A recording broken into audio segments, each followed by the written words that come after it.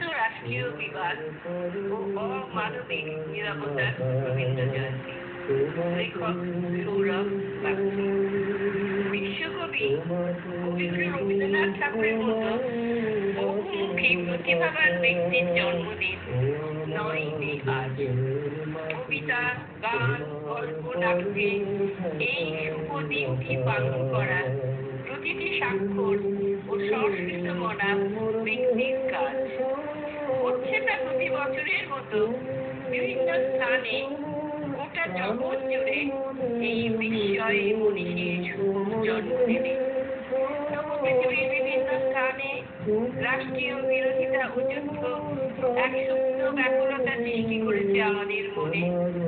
রেষারেষি, হিংসা ও শত্রুতার কারণে নানা দেশে আজ নিদারুণ দুর্দশাগ্রস্ত ধ্বংসলীলার অবস্থা।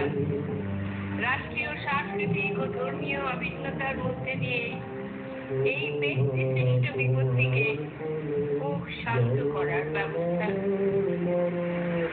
এই ২০২৫ সালের ২৫শে বৈশাখ প্রকৃত অর্থে আমাদের সবার কাছে নিঃসন্দেহে এক গভীর সংকটজনক ও সংকটময় দিন।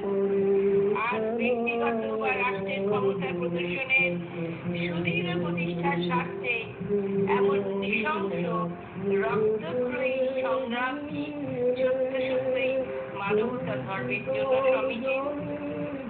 রবীন্দ্র চর্চার খবর নেই, সর্বত্র ভারত পাকিস্তান যুদ্ধ আজ পরিব্রান্ত সংবাদপত্রগুলির শিরোনামে। এইরকম স্বৈরতান্ত্রিক স্বেচ্ছাকৃত পরিস্থিতিতে সবার স্বতঃস্ফূর্ত সাংস্কৃতিক চর্চার প্রাণ শক্তি গেছে দমে। যতই তিনি বঙ্গভূমির সন্তান ও ভারতীয় জন্মভূমির একজন ব্যতিক্রমী বহুমুখী বিস্ময় নাগরিক হন, তার ১৬৪তম জন্ম জয়ন্তীর মতো দিনে রক্তাক্ত মাটি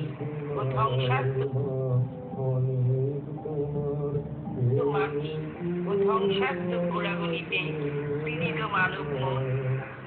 এটুকুই চাইতে পারি আমরা আজ, যে তার শৈল্পিক ও দার্শনিক ব্যক্ত সুগভীর চিন্তা ও দৃষ্টি জাতি ও ধর্মীয় সংগীতি গড়ে তুলে মানব ঐক্যের মাধ্যমে বন্ধ হিংসাত্মক গোড়াগুলি